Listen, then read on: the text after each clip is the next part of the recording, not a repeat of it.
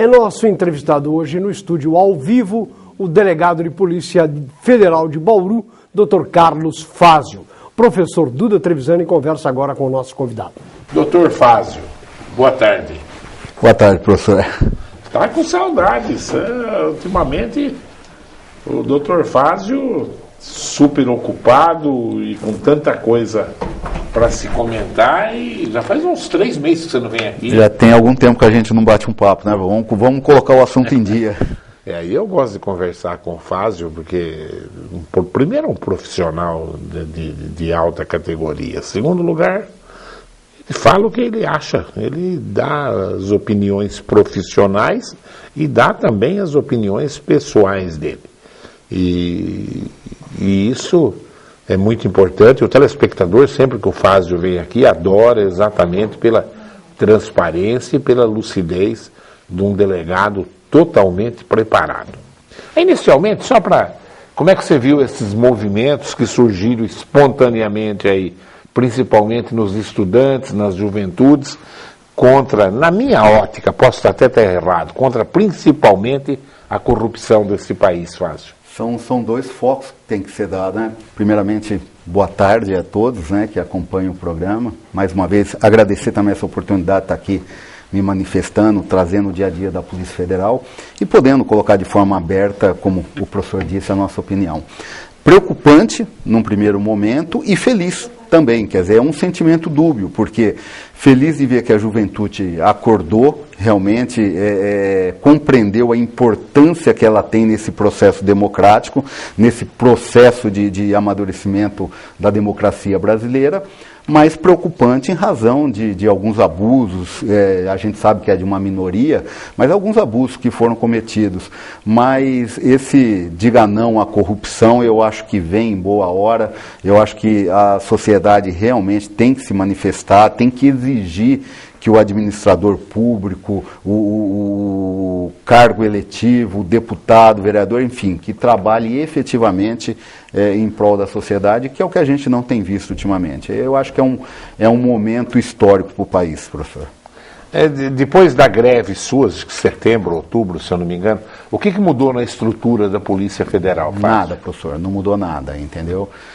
Nós temos, eu já disse aqui uma vez e repito, a estrutura da Polícia Federal a nível de Brasil ela é muito enxuta, ela é uma estrutura muito seca. Já disse, aqui em Bauru existe um único cargo em comissão, que é um FG3, que é o menor cargo em comissão, que é justamente a chefia. Isso dificulta um pouco a administração, porque você não consegue atribuir responsabilidades de chefia a outras pessoas no sentido de auxiliar na administração da unidade. Há uma proposta, eu já falei, um projeto que foi encaminhado para o Ministério do Planejamento, mas está parado, enfim, não progrediu. O próprio movimento grevista acabou ocasionando um racha maior ainda do que o que já existia, porque os delegados, os peritos aceitaram uma proposta de 15% feita pela União em 3 anos, 5% a cada ano, totalizando, e os agentes, papiloscopistas e escrivães de polícia não aceitaram, então não tiveram esse aumento, o que ocasionou ainda uma divisão maior do que a que tinha. Então, a gente acompanha aí com bastante apreensão o movimento que deve, a negociação dessas categorias com o governo federal, esperando que eles se mobilizem, aceitem a proposta, talvez agora 2 de 7,5, não sei, enfim, como vai ser a proposta, mas para que não haja mais um movimento grevista que é ruim para a sociedade e é muito ruim também para a própria instituição. Foi horrível essa greve, né, Fábio? Horrível, nós temos consequências até hoje, professor, até hoje ainda um clima, não digo de hostilidade, porque isso não há, mas algumas arestas a serem aparadas ainda em razão do movimento, e isso acaba prejudicando no todo, entende? Prejudica sem medo de falar aqui de forma aberta, e investiga sim o atendimento ao público, atrapalha o atendimento ao público, acaba afetando também as questões de investigação de inteligência, afeta a estrutura como um todo. Só rapidamente, agora com a alta do dólar, Caiu já a procura por passaporte ou ainda estão tirando o passaporte? Nós estamos aqui naquela época, como eu falei, a questão do passaporte é muito sazonal. Então essa época, principalmente o mês passado, agora já diminuindo, é uma época que a procura realmente aumenta por causa das férias de meio de ano. Sim. Mas com o aumento do dólar, quer dizer, então praticamente ficou estabilizado. Agora a gente começa agora a gente já começa a sentir, já esse mês a gente já começa a sentir uma queda, já começa a diminuir porque a procura. O número de viagens, outro dia um amigo meu de São Paulo, que é dono de uma agência grande, conversando por telefone, ele falou, Duda, a coisa está de uma tal maneira que de cada 3 telefonemas que a gente recebe, 2 é para cancelar a viagem. O dólar subiu, né, professor? Quando o dólar sobe, o nosso dinheiro acaba perdendo o poder aquisitivo, então aí as pessoas talvez esperem um momento mais oportuno para viajar ou realmente desistem em razão da alta do custo. Então isso acaba refletindo realmente, e é aquela questão, né, professor? Uma hora é o comércio que vai mal, uma hora a educação... Você acha que nós estamos entrando numa crise, Fázio? Professor, eu não sou economista, enfim, é difícil a gente fazer uma avaliação dessa. A gente está passando por um momento delicado e isso eu tenho certeza que está acontecendo. Me parece que sempre que vem uma notícia boa, vem 2, 3 ruins depois na sequência. Eu não sei se isso é típico do ser humano, mas incrível. A gente tem recebido algumas notícias ultimamente que desanimam, viu? Mas eu espero que não. Há um endividamento muito alto, até comentamos isso agora, da classe média principalmente, isso a gente verifica nas conversas que tem no dia a dia com as pessoas, e isso vai acabar repercutindo em um determinado momento na economia do país. Se não for adotada algumas providências, eu acredito que a gente pode sim estar a caminho aí de um... E numa hora, né, Fázio, numa hora que os Estados Unidos parece que já estão saindo da crise... E o Japão também, parece-me que eles usaram outros remédios do que nós, favorecendo o crédito. E agora, minha opinião, eu acho que eu estou torcendo para que eu esteja errado, mas eu acho que nós vamos pagar um preço agora dessa facilidade de crédito. Né? Não tem como, né? A partir do momento que você tem acesso a crédito barato, como foi principalmente o crédito imobiliário nos últimos anos, aí incentivando principalmente a construção civil, é lógico, chega um determinado momento que a capacidade de endividamento do cidadão, ela chega num limite que ele tem que pensar 2 vezes antes de fazer novas dívidas. Isso vai acabar afetando. A verdade é que parece que o Brasil está sempre na contramão, né, professor? É verdade. Parece que quando está ruim lá fora, a gente está indo bem. Enquanto estão bem lá fora, parece que a gente está na contramão. A gente tem que realmente ver o que está acontecendo. Nós não aproveitamos o que vendemos de matéria-prima, principalmente para a China, né? Mas não investimos em infraestrutura, né? As nossas estradas estão ruins, os transportes estão ruins, né? Aumentaram o tamanho das máquinas de governo, contratando gente e mais gente, né? E a qualidade de serviços é a pior possível. Não, e é incrível, né? E eu estou na área de segurança, então eu conheço os problemas da área de segurança, mas a gente não precisa ser especialista para ver a quantas anda a saúde pública nesse país, a quantas anda a educação nesse país. Realmente são pilares básicos, entendeu? Que a gente percebe que não vão bem. E se não vai bem essas questões básicas, como é que a economia pode ir bem? Por falar em saúde, amanhã o Dr. Fernando Monte vai estar aqui comigo. Vai ser uma boa conversa, com certeza. Uma boa conversa. Fernando é um idealista e que está sofrendo horrores com uma... Está na hora desses governos resolver. O problema de saúde no Brasil é horrível, mas Bauru está uma... Não vou nem falar que lástima que está a nossa saúde por problemas ou do hospital de base, agora essa greve no estadual, quer dizer, coisas que realmente ficou muito caro, principalmente para a população mais desfavorecida. Muito triste a saúde em Bauru, né, Fázio? E se joga normalmente a falta de dinheiro, mas a gente vê que não é só falta de dinheiro. Não é nada. É falta de planejamento, é falta de investimento. Mas dinheiro para esses vagabundos roubar tem, né, Fázio? É isso que a gente diz. Dinheiro para esses vagabundos roubar tem. Roubam e, enfim, e tudo continua. Ainda dizia daquele que roubava, mas fazia, né? Agora parece que nem isso. Aqui no Brasil roubou 20 milhões de dólares, é vagabundo. Nego bom rouba 1 bilhão. Entendeu, né? Vagabundo rouba 20 milhões 30 milhões, entendeu? É duro a gente admitir isso, professor, porque... eu com a minha idade, a vida inteira, empresário, sofrendo para manter uma média aí de 1.500, 2.000 empregos, como o grupo sempre ofereceu. Olha, eu chego numa idade que... desanimado com tanta servergonhice.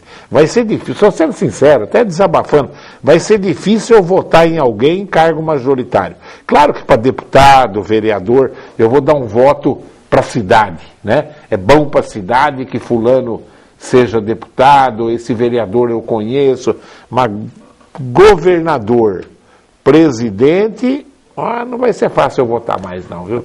Como estava dizendo, é duro até a gente admitir isso, porque faz parte da nossa função tentar proibir. Mas falar isso. Não, mas é tanto, a quantidade é tão grande. Eu já confiei em tanta gente, eu já confiei no Quércia, depois eu confiei no Fleury, depois eu confiei que o PT era mais sério que os outros partidos. A gente não acerta nunca, né, professor? Eu só errei até hoje. Até agora eu não acertei um. Então, o que eu vou fazer, né? O que eu vou fazer? Conta para mim como é que está a apreensão de drogas na nossa região primeiro. Ela vem seguindo um patamar aí constante. Esse ano tivemos algumas apreensões grandes, fruto de trabalhos da Polícia Federal realizados não só em Bauru, mas em todo o estado. Tivemos uma apreensão grande feita pela Polícia Rodoviária na região de Jaú, ali perto de Bocaina, já próximo de Araraquara. Foram 8,5 toneladas de droga. Já incineramos também essa droga. Agora, recentemente, na semana passada, tivemos mais apreensão em Pirajuí, de 60 quilos de pasta de cocaína.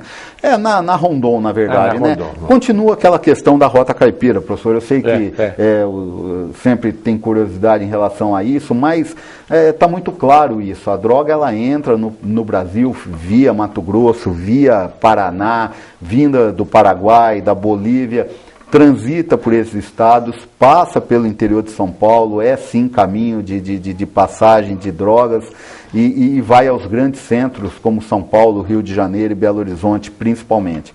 Então acaba sendo um caminho natural, digamos assim, o que acaba possibilitando grandes apreensões não só no interior do estado, como nas fronteiras do estado e nas fronteiras com esses países. Trabalho muito bem feito pelas polícias rodoviárias estadual e federal, a Polícia Civil vem trabalhando pesado, a federal também. Enfim, a droga sempre acaba recebendo uma atenção maior das polícias pelo poder que ela tem de destruição, né? Mas as apreensões têm sido constantes e em alguns casos a gente verifica grandes apreensões, raras até agora, semana passada, 2,5 toneladas aqui próximo de Assis. Enfim, mudou muito pouco em relação ao que era 10 anos atrás, professor. Assis, nos últimos 10, 15 dias, eu tenho acompanhado. O que eles pegaram é brincadeira, hein? Aquela Polícia Federal e a rodoviária de Assis ali, estadual, ali eles pegam. Eu falo, como é que vem tanta droga lá de Mato Grosso, lá da divisa do Paraguai, passa por Mato Grosso inteirinho, aqui em São Paulo é onde pega mais, né, Fázio? Nós estamos aí desencadeando uma operação, né, uma operação grande, Operação Sentinela, também em razão daqueles ataques que ocorreram há alguns anos atrás. Há hoje uma coordenação muito grande, que é a Operação Modal, realizada pela Polícia Federal, Civil, Militar, Rodoviária, no sentido de tentar bloquear essas rotas de passagem. E o aumento da apreensão não significa necessariamente que houve um aumento no movimento. O fato é que a polícia está mais ativa, a polícia está com melhores instrumentos de investigação, o que acarreta maiores apreensão. Então, você não pode, de forma direta, que o aumento na apreensão significa o aumento no tráfico. Não necessariamente, porque você não tem noção do que não é apreendido. Então, é difícil você fazer esse cálculo. Mas significa, sim, que está se trabalhando mais e que o resultado tem sido mais positivo. Do lado de lá do Paraguai, qualquer moleque que está vendendo relógio, caneta, ele te leva para comprar o que você quiser. Eu tive o mês passado lá, então eu só fico lá no meio dos bandidos negociando, né?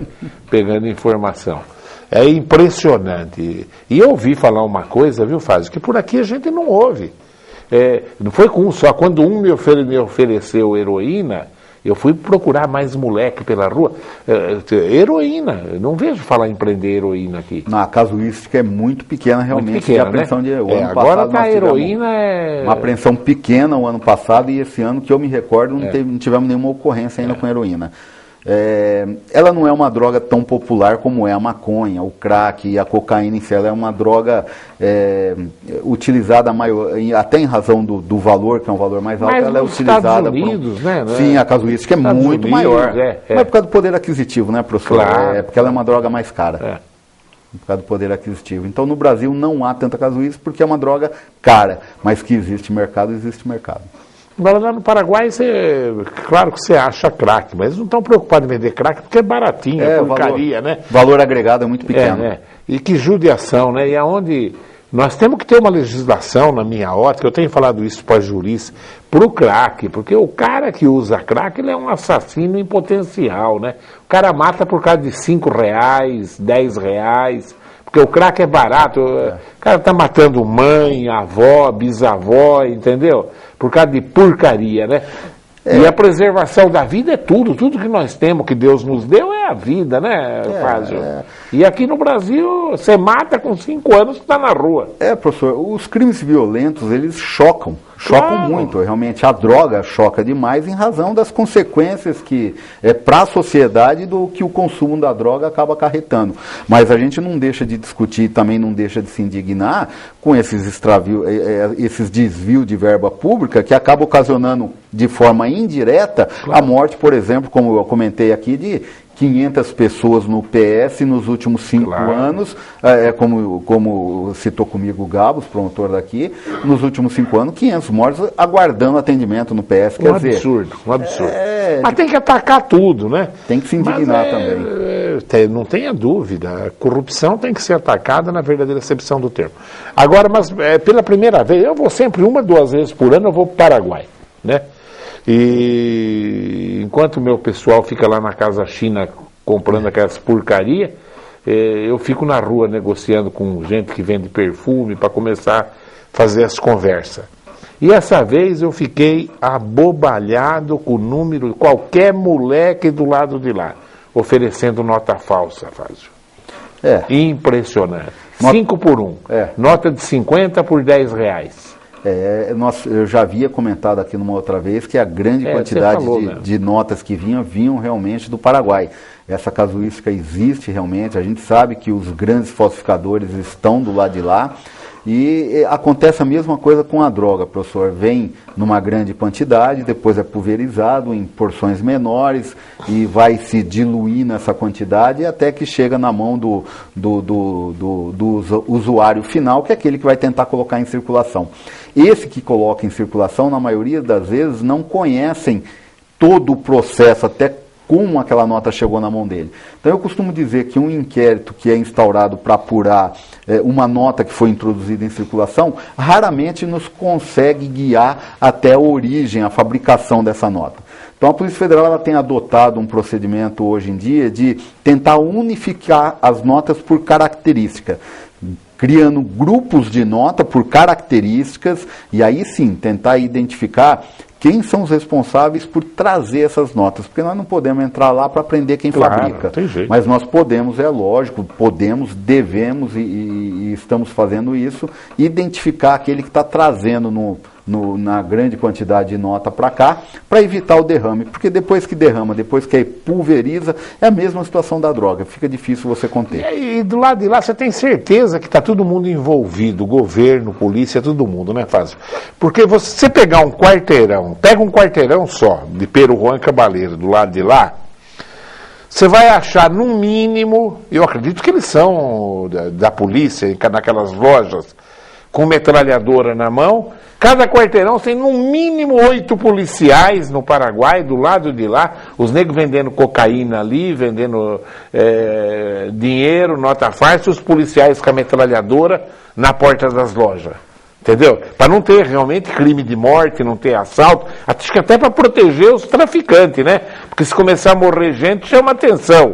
Então a polícia é visível lá. Não interessa para os comerciantes lá que haja violência. Não, aliás, que violência? Lá não tem. Justamente. Ladrão lá tá desgraçado, tá morto. Aliás, é uma característica que todo mundo que vai comenta, que você vai, batedor de carteira, assalto, não existe. Você transita tranquilamente, você negocia. Isso. Agora, existe sim uma tolerância dos governos com esse tipo de atividade. O soldado com a metralhadora está ali, o nego está vendendo cocaína aqui, abortivo. Não há interesse nenhum em prender. Não há interesse nenhum em reprimir. Eles querem o dinheiro do brasileiro. O professor estava comentando, será que uma zona de livre comércio nesse país não seria uma solução? Mas eu sempre falei isso, Fábio, juro por Deus, não sei.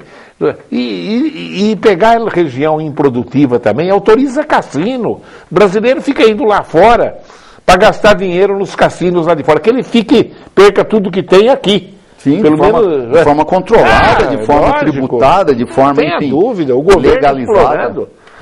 Mas há interesse, professor, em legalizar isso? De jeito nenhum. Será que há interesse político nisso? O interesse é que a corrupção continua por baixo do pano, né, Fábio? É porque são esse pessoal que financia a campanha. Professor, eu já falei uma vez aqui e repito, tá ok? Podem discordar, não tem problema nenhum. Eu acho que o financiamento de campanha política é o nó que tem que ser desatado. É verdade. Porque as pessoas... Como é que explica? Gastou 1 milhão para ficar 4 anos como deputado e vai ganhar 800 mil ao longo da carreira. Peraí. Essa matemática eu não entendo. Não dá para entender. Não dá para entender. Gosta demais de poder para gastar 1 milhão para ganhar 800? Não existe. Então existe o financiamento de campanha onde há desvio de verba pública, as prestações de conta não são honestas, você não... mas nós prestamos conta de todo o dinheiro que recebemos. Mentira. Está aí. Não preciso nem ir longe, estamos falando disso agora aqui no estado de São Paulo, está aí na mídia, é tudo financiamento de campanha, tem que acabar de vez que essa forma de financiamento de campanha, tem que haver uma reforma política urgente nesse país. Concordo plenamente. Vamos ver perguntinha aqui, ó. O Rafael do Parque Sabiá. Professor Duda, parabéns pela entrevista com o Dr. Fázio. Gostaria de saber quem falou que desarmando a população o crime iria diminuir, mas esqueceram de desarmar os bandidos. E o crime se multiplicou depois da lei do desarmamento. O doutor Fázio vai dar a opinião dele, ele como delegado, às vezes tem coisas que ele não pode falar.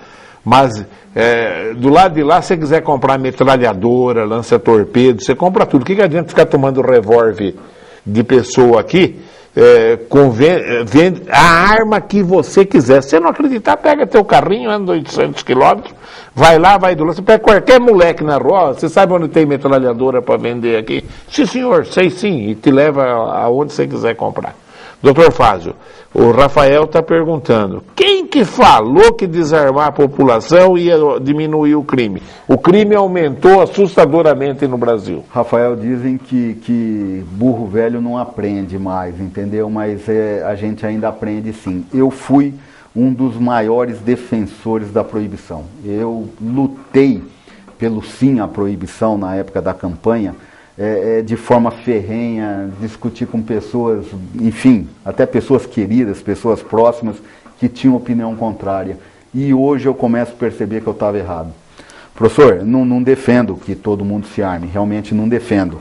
Isso tem que ser muito bem regulamentado, a população disse não à proibição, está aí, hoje pode adquirir uma arma, pode ter uma arma na tua casa, desde que seja registrada, o porte de arma está bem restrito realmente, são situações muito específicas que o porte é deferido, mas hoje existe uma legislação bastante rigorosa em relação ao porte de armas. Não defendo que todo mundo tenha arma de forma nenhuma, mas entendo hoje, diferente do que entendia naquela época, que o cidadão tem o direito de possuir uma arma, e meu pai deve estar me ouvindo falar isso, e ele foi um defensor, e com ele nós chegamos a conversar em contraponto de opiniões, mas desde que a legislação puna efetivamente quem fizer mau uso dessa arma. Claro. O grande problema do país é que as pessoas fazem mau uso de uma arma, de um pedaço de pau que é uma arma, de uma faca que é uma arma, e não são punidas. Demora muito, a punição nesse país demora demais. Então, entendo sim que o cidadão tem direito a ter uma arma, mas ele tem que cumprir todas as regras previstas para possuir essa arma e para portar essa arma, ele tem que regularizar essa arma. E tem que ser punido no caso de fazer mau uso dessa arma. A responsabilidade é do cidadão. Da mesma forma que eu tenho responsabilidade com um carro, que eu tenho responsabilidade com qualquer outro objeto meu, eu tenho que ter com uma arma também. E tem que ser severamente punido se fizer mau uso dela. E você falou bem do carro, inclusive usar estatística de morte por arma, que é uma minoria, eu acho, de acidente, tem. Mas o que acidente de carro mata no Brasil, mais do que qualquer outro tipo de doença, está aí a explicação, né? Agora, a arma, tem que usar arma, o cara tem que saber usar, tem que saber ser responsável, né? Tem que ser registrada. Não pode deixar registrada, controlada, direito de defender a vida dele, Eu sou a favor também. E o que aumenta a violência na minha, não é a questão de possuir arma ou não. O que aumenta a violência é a falta de oportunidade, é a falta de educação, é a falta de berço, é a falta de família. Né, e a droga também, com certeza. Hoje. Mas a falta de berço também acaba levando a droga, a falta do pai dentro de casa, da mãe orientando também leva a droga, entende? Então eu acho que hoje nós temos uma geração, ou duas gerações já, de pais que usaram maconha lá atrás, usaram droga. E tanto é que eu tenho lido umas estatísticas assim, às vezes tem pessoas de idade que começam a usar crack, porque usa maconha a vida inteira, maconha aquilo lá... Acaba criando tolerância. Né? Acaba criando tolerância. Então hoje tem nego de 30, 40 anos, experimenta o crack uma vez só, já fica dependente, viu, pai? Porque a dependência que o crack ocasiona imediata. É muito violenta, é muito rápida realmente. Então, mas eu acho que é preparo, é educação, as pessoas têm que ler, cabe à polícia evitar que a droga chegue até o cidadão. Mas o professor acabou de falar, se o cidadão vai atrás da droga, ele vai achar. Então, cabe à polícia evitar que a droga esteja de forma acessível em qualquer lugar onde o cidadão acaba sendo abordado por uma proposta dessa. Então, isso cabe à polícia. Mas aquele que procurar a droga, aquele que procurar a arma ilegal, aquele que procurar a nota falsa, ele vai achar, professor, porque se tiver mercado, tem oferta. Eu já tive, o ano passado, isso um aluno na minha sala aos prantos, porque descobriu, menino, que o pai e a mãe usavam maconha. Quer dizer, ele não sabia. O pai e a mãe usavam maconha. Que decepção. Quase que destruiu a vida do menino. O Luiz Carlos da Bela Vista, eu não vou falar onde que é. Ele está dizendo que tem um lugar perto do não sei o que lá, de um banco. Tem bancas que vendem cigarros contrabandeados no atacado. Diz que o pessoal sai do local enchendo o saco de lixo. Diz que o movimento é pela manhã bem cedinho. Ele quer saber que tipo de polícia atua nesse tipo de crime. Qualquer polícia atua nesse tipo de crime, qualquer cidadão atua nesse tipo de crime. A maioria dos crimes a polícia deve, o cidadão pode prender em flagrante quem quer que se encontre no cometimento de crime. A Polícia Federal atua nesse crime, a Polícia Civil tem atuado também, a Polícia Militar. Então, qualquer polícia, é dever da autoridade policial, é dever do servidor policial atuar nesses casos. Por gentileza, se puder... Tem os dados mais específicos, o professor vai me passar, eu vou levar lá para a delegacia, vamos conversar também com as outras unidades de polícia aqui e vamos tentar fazer um serviço. Agora, é uma outra questão que é terrível.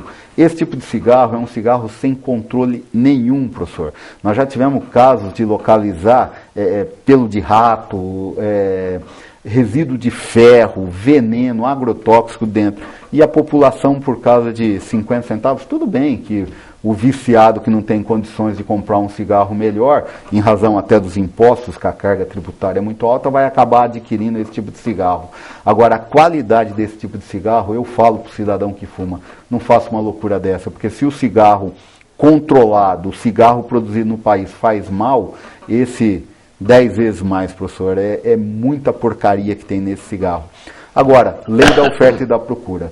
Tem usuário, vai ter... Quando a gente era moço, quando você comprava cigarro contrabandeado, era Camel, era americano. Era cigarros Mas importados. hoje é o próprio cigarro do Brasil mesmo que está aí na vender, não é?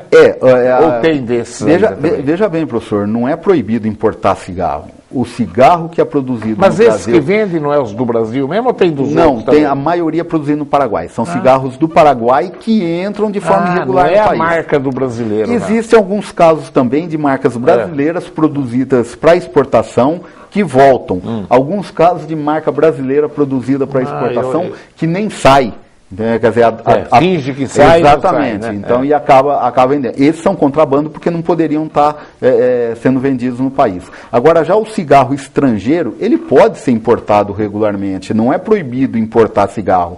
Agora, esse cigarro do Paraguai sem qualidade nenhuma, ele entra no país de forma ilegal. Então, é descaminho realmente, por causa da qualidade. Que marca que é? Como é que chama? Eite. A maioria é Eite, Mil... São várias marcas. Agora, o Eite é E-I-G-H-T, se não me engano. Esqueci. A próxima vez que eu for no Paraguai, eu vou procurar cigarro. Tem várias marcas. Tem várias marcas que são fabricadas, made in Paraguai, realmente. Pode ter o que você quiser. O Paraguai é o paraíso do mundo, viu? O que você quiser. Aí você imagina, né? De metralhadora a abortivo, o que você quiser você tem no Paraguai. Dinheiro farso, cocaína. Pela primeira vez eu ouvi falar heroína, o Fázio também está falando do Dar. Não é comum pegar aqui. E aí eu fui nos 3 de heroína para saber, viu? Mas heroína mesmo. Pode botar no rol aí que os negros... logo começam as Começa apreensões. a pegar. Como eu falei, o uso no Brasil da heroína não é tão alto como é, por exemplo, nos Estados Unidos. E a polícia aqui está preparada. Nos Estados Unidos é mais que a cocaína, parece-me lá. Sim. Tem maneira de atestar que é heroína? Tem também? Sim. Tem também. O princípio ativo é muito parecido com o da cocaína, né? São substâncias de origem vegetal. Então é muito parecido, o teste é muito semelhante.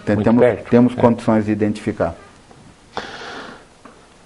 Delegado, eu sou segurança patrimonial, mas os vigilantes trabalham sem apoio às empresas de segurança.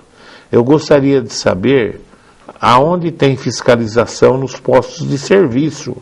A Polícia Federal tem que dar apoio a nós. Se eu entendi, ele é segurança de patrimônio, de segurança patrimonial, e as empresas não dão o quê?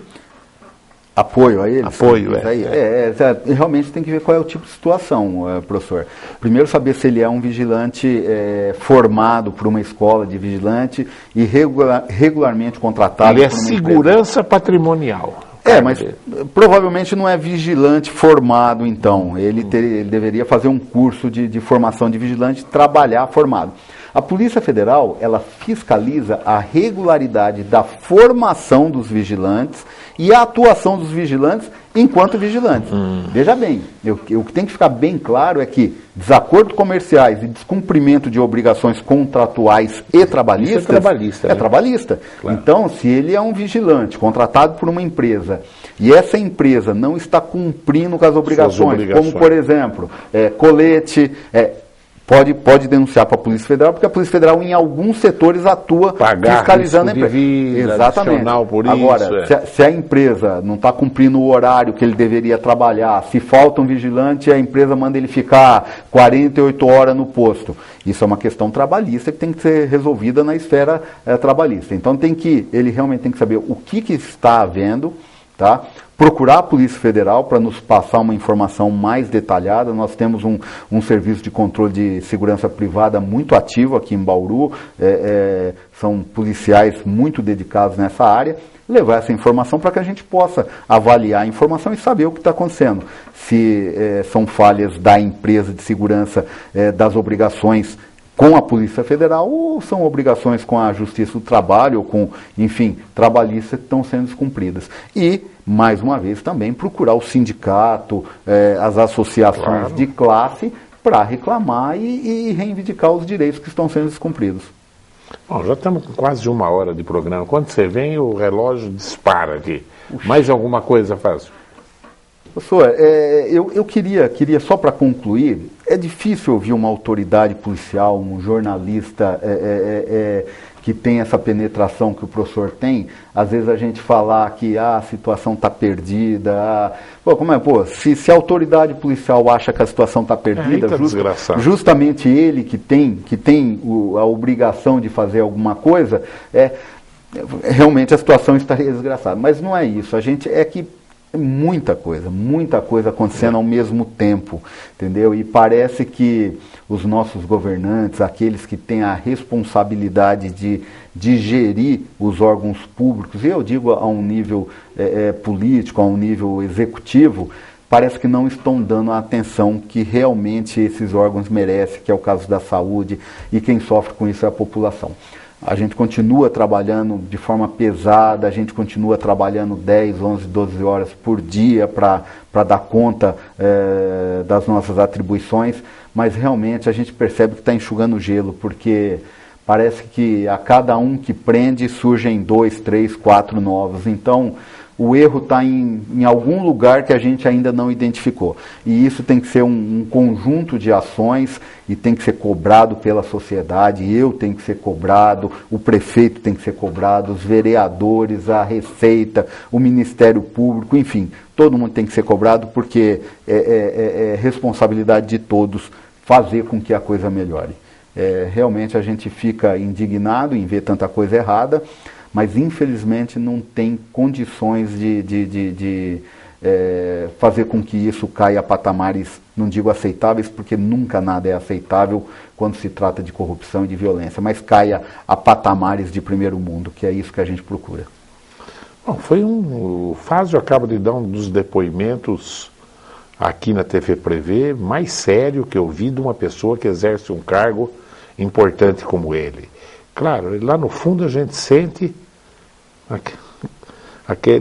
não, eu acredito, eu vou vencer, aquela decepção com uma ordem de coisas, dado por uma pessoa que eu conheço há décadas, do mais uma alta moral, saiu do nada e atingiu esse cargo tão importante. Foi um dos depoimentos de todo mundo que eu entrevistei nesses 10 anos aqui, mais sério que eu vi, foi o depoimento do Dr. Fazio. Dr. Fazio, obrigado pela presença, viu? Professor, mais uma vez, obrigado pelo convite. Me desculpe muitas vezes a gente externar essas opiniões pessoais que... Não, foi muito importante. Repito também, nem sempre exprime o que a administração da Polícia Federal a nível nacional, a nível estadual entende, mas essa é a minha opinião e eu me sinto até no direito, professor, de quando venho aqui, externar essa minha opinião, porque... Hipocrisia eu acho que não leva a lugar nenhum, professor. A gente fala, não, está tudo bem, está tudo ótimo, quando a quem está nos ouvindo sabe que não está tudo bem, tudo ótimo, parece uma mentira infantil. Então eu prefiro realmente trazer o que eu penso de forma direta, de forma autêntica, e me comprometer com o cidadão de que, olha, a gente trabalha bastante para tentar mudar essa situação, mas não é fácil realmente não, é difícil. É muito importante que a família esteja em cima da criação dos seus filhos, é fundamental. Bom, ontem, fazia tempo que eu não ia no CEVAC assistir a palestra do Richard Simonetti ontem. Richard, cada vez você está melhor para dar palestra, viu? Olha, e tem que reconhecer, né? O pessoal do CEVAC falou em generosidade, falou em prestação de serviço. Claro que eles não são ímpar em Bauru, mas na minha ótica o pessoal que mais se preocupa em prestar serviço para a sociedade, para pessoas que precisam, para a família, etc., são os espíritas de Bauru. Eu tenho um carinho especial, pena que eu nunca tenho tempo, né?